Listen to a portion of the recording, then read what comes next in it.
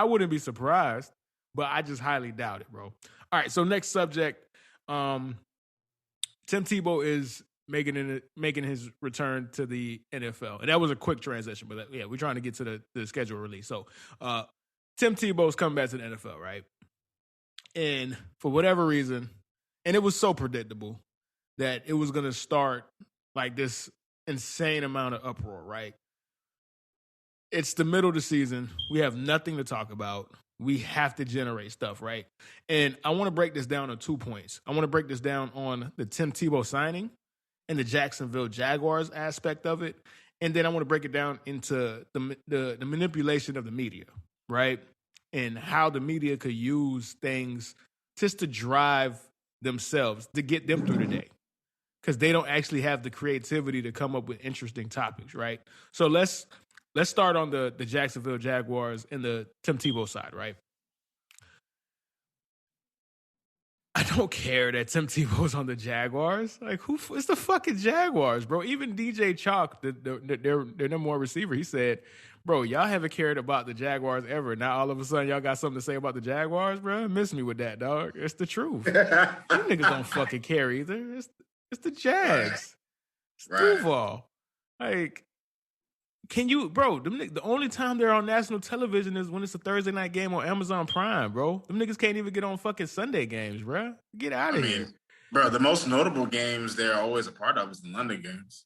Like, that always counts as a home game for them. We play them, actually, in London this year. So yeah, and it's the London game that comes on at fucking 9 o'clock in the morning, bro, where everybody's still asleep.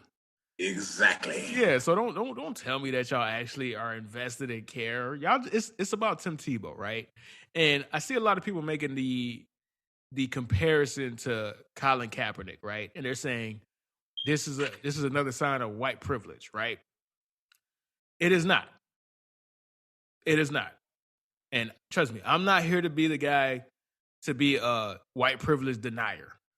This is not white privilege. This is Tim Tebow privilege. That's different.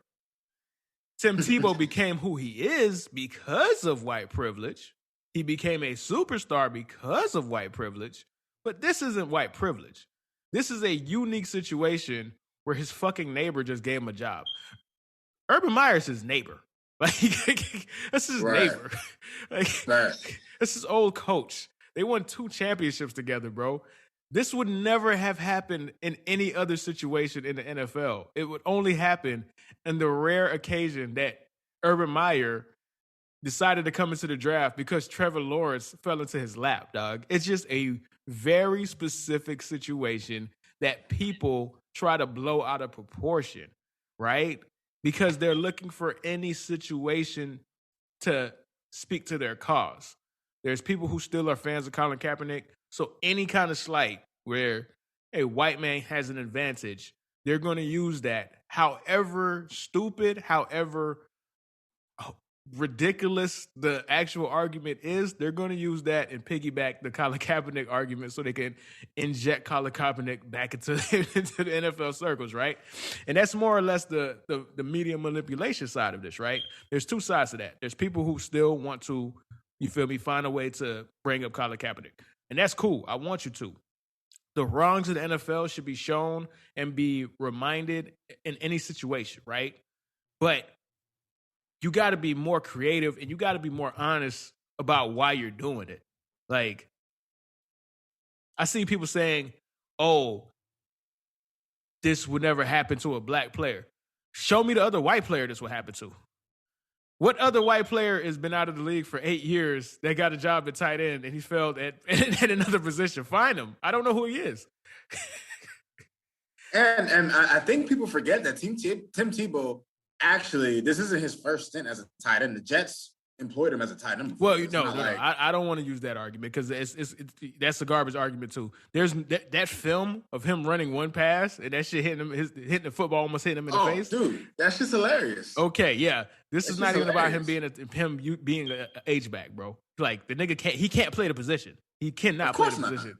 No, he doesn't know how to block.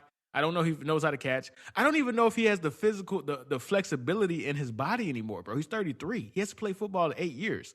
I know he hasn't, like, he can't take a hit like he used to when he was young.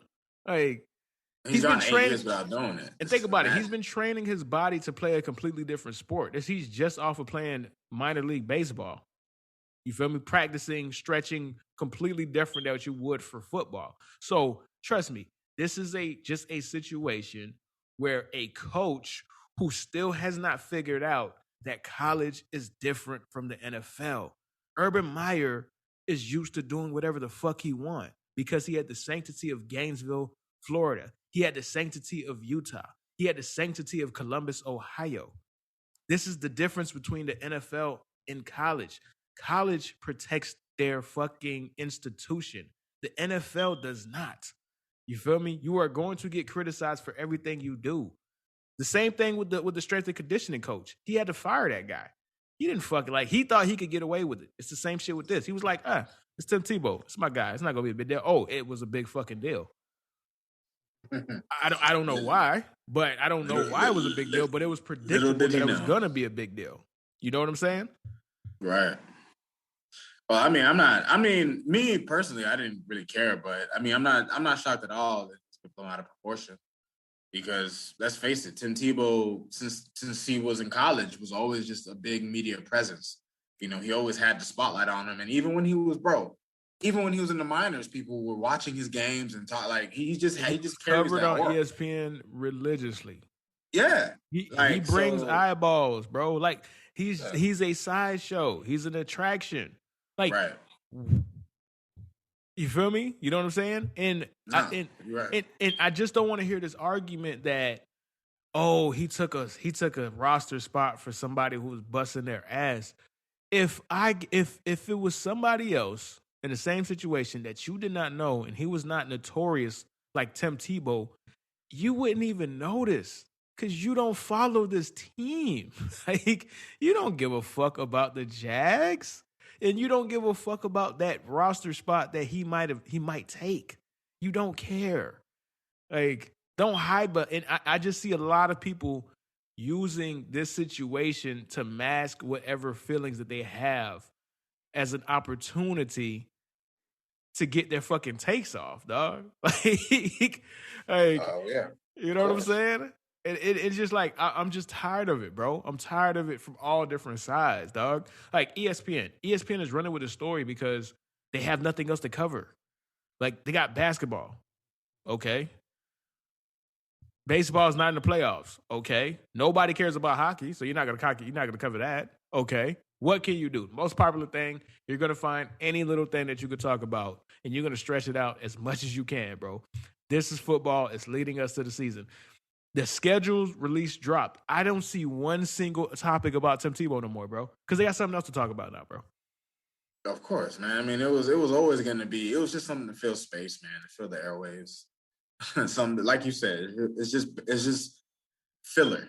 Tim Tebow signing and people talking about it. It's just filler. It's just something for people to talk about. Now that a more important thing has surfaced, we're not going to hear much about it. And once Tim Tebow gets released, and no one's going to care. No one's ever going to care about this again.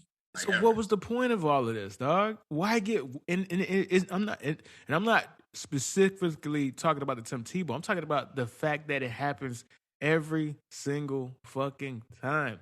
Nobody actually cares, bro. So why do y'all pretend to care so much? Heard fake outrage is a popular thing these days. Oh my God. For whatever reason, man.